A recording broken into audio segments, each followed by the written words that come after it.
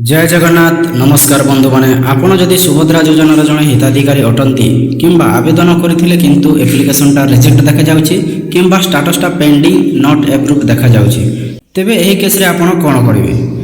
एही भिडियो शेष पर्यंत देखंतु मु आपण मानकु सुभद्रा योजना एप्लिकेशन रिजेक्ट होबार 7टी मुख्य कारण संपूर्ण भाव में बुझाइबी। यह जानिले जहाँ फल आपणकर भविष्य में यही भूल हबार बंची पारे और योजनार पूरापूरी लाभ पाई पारे। कौन से मुख्य कारण गुड़ाक मु डिटेल्स कहूँ तो प्रथम कारण जोटा हूँ आपंकर जो बयस योग्यता समस्या। जदि सुभद्रा योजना महिला मानकर बयस 21 रु 60 वर्ष मध्य हवा आवश्यक। जदि कहार बयस 21 वर्ष रु कम हो कि 60 वर्ष रु अधिका हो जाए तेबे से आवेदनटा ऑटोमेटिकली रिजेक्ट हो जाए।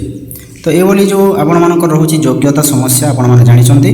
तो द्वितीय समस्या कौन हो जदि आपण मानकर परिवार रे जड़े सरकारी कर्मचारी अछंती जदि आवेदक महिला बा तांकर परिवार रे कई गवर्नमेंट जॉब रे अछंती किंबा इनकम टैक्स रे आपण जो दउछंती इनकम टैक्स जो डिपोजिट करछंती तेबे योजनार नियम अनुसार आवेदन खारज हो पारे।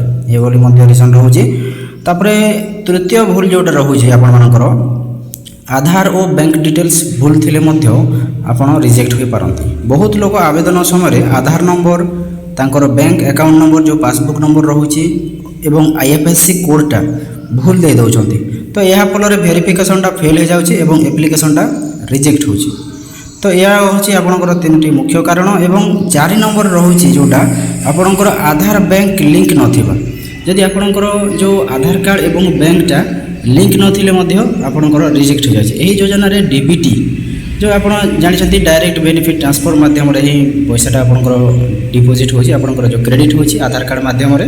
तेणु आधार कार्ड सहित बैंक अकाउंट मध्य लिंक हेबा निहाती आवश्यक। जदि लिंक न थाए तबे टंका आसीबार समस्या होई पारे। हिमती पंचम कारण जोटिया 5 नंबर कारण जोटा आपण मानकर रहुछि भूलटा डुप्लिकेट एप्लिकेशन। केतेक लोक अछंती 2 थर 3 थर मध्य अप्लाई कर देछंती सेति सिस्टम काहा डुप्लिकेट एप्लिकेशन भाव में मध्य धरी से गोटे रिजेक्ट कर दउछि। तो एटा होछि आपनकर जो गोटे कारण मेन रीजन जोटा रहछि 2 थर 3 थर मध्य अप्लाई कर देछंती हमर अप्लाई हे नाही बोली। तो आउ 6 नंबर कारण होछि अपूर्ण डॉक्यूमेंट। आपनकर डॉक्यूमेंट जदि आधार कार्ड जोटा बैंक पासबुक किंबा अदर जहाँ भी डॉक्यूमेंट्स अच्छी सठिक भाव में जब अपलोड हो न थाए तेबे मध्य एप्लिकेशनटा रिजेक्ट होबार संभावना अच्छे। तापर 7 नंबर कारण होछि अन्य गवर्नमेंट स्कीम बेनिफिट मध्य आपण उठाउथिले से केस रे मध्य आपण रिजेक्ट होबार संभावना रहउछि। केतेक केस रे जदि आवेदक महिला अन्य किसी सिमिलर फाइनेंशियल स्कीम रो ऑलरेडी बेनिफिट नेउछंती तेबे एलिजिबिलिटी आपनकर इश्यू मध्य होई पारे। तो जदि आपण मानकर एप्लिकेशनटा रिजेक्ट होछि तेबे चिंता करिवार किछि नाही। आपण कोन करि पारबे एठे देखि दियंतु। तो प्रथमे आपण स्टेटसटा चेक करंतु तापरे रिजेक्शन रो रीजन देखंतु कोन पई रिजेक्ट होछि। तापरे आपणकर बैंक एवं आधार डिटेल्स सठिक भाव में आपण क्लियर कर दियंतु एवं निकटस्थ CSC सेंटर किंबा ब्लॉक ऑफिस को जाइए आपण निजर जहाँ भी डॉक्यूमेंट्स जहाँ भूल अच्छे आपण चेकआउट कर दियंतु।